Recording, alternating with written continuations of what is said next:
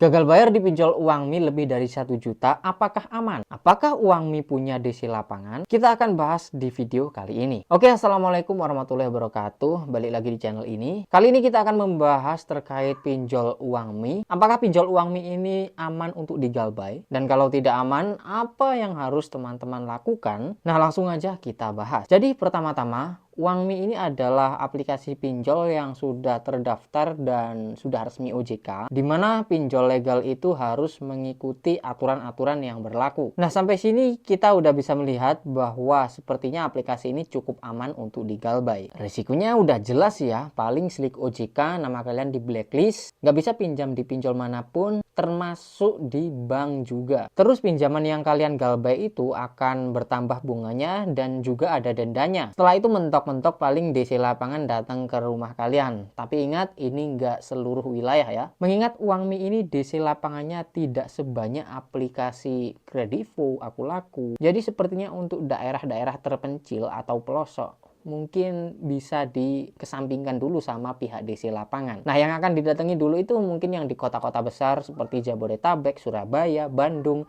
dan lain sebagainya. Nah, soal DC lapangan ini juga teman-teman harus mengetahui beberapa hal. Karena nggak semua DC pinjol itu legal. Jadi DC itu juga ada legalitasnya juga ya. Dan yang bikin saya kaget, uang Mi ini malah belum punya DC lapangan. Karena nggak semua pinjol punya DC lapangan ya teman-teman. Dan saya pun juga belum pernah dengar tetangga didatangi DC lapangan pinjol uang Mi. Kalau Akulaku, Kredivo itu sudah sering saya dengar ya. Bahkan teman saya, tetangga desa gitu udah pernah didatangi DC Kredivo dan Akulaku. Padahal di pelosok loh. Artinya DC-nya sudah banyak. Tapi kalau uang Mi ini sepertinya masih belum ada. Teman-teman bisa research kembali apakah DC lapangan sudah ada di aplikasi pinjol uang Mi ini atau mungkin masih belum ada. Karena ketika saya record video ini dan teman-teman menontonnya kapan, itu kan waktunya berbeda. Kemudian di antara kalian mungkin ada yang pernah didatangi oleh pihak uang Mi ini mengantarkan surat peringatan dan teman-teman mengira itu DC lapangan, itu salah ya.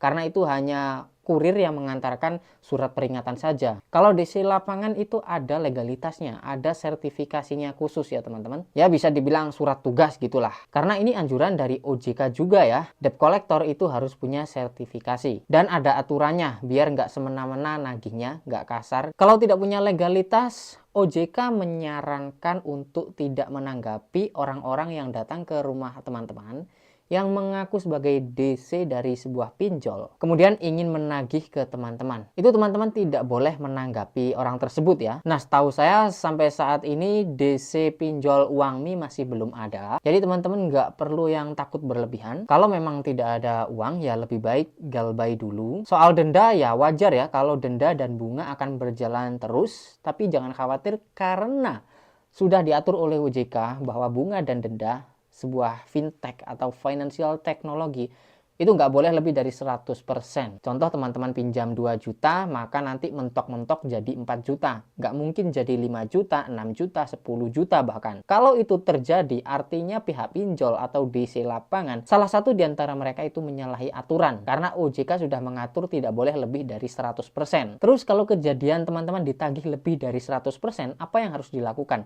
Ya laporkan ke OJK. Karena walaupun teman-teman udah galbay lebih dari 1 tahun, 2 tahun, ya masih mentok 100%, udah nggak akan lebih dari itu. OJK itu sudah menyangsi kita sendiri ya, tanpa kita harus disangsi double oleh DC lapangan. OJK sudah menyangsi yaitu bunganya akan bertambah gede, mentok tapi 100%. Dan sanksi selanjutnya adalah teman-teman akan masuk slick OJK atau di blacklist namanya, tidak bisa pinjam di aplikasi manapun, baik itu di bank juga ya. Sehingga kalau sudah seperti itu, kita pun juga tidak bisa ngapa-ngapain, tidak bisa minjam-minjam lagi sana-sini. Apalagi ingin mencari modal pinjaman kerja, ingin menyicil rumah, KPR udah nggak bisa. Itu merupakan sanksi yang diberikan kepada kita. Jadi nggak ada tuh sanksi di penjara, dihukum nggak ada ya. Oke, terima kasih. Semoga apa yang saya sampaikan bisa bermanfaat dan memberikan pencerahan buat teman-teman. Jangan lupa kalau suka ditekan like-nya dan aktifkan loncengnya, subscribe juga, supaya teman-teman update informasi terbaru dari channel ini. Mohon maaf bila ada salah kata, sampai jumpa lagi di video berikutnya.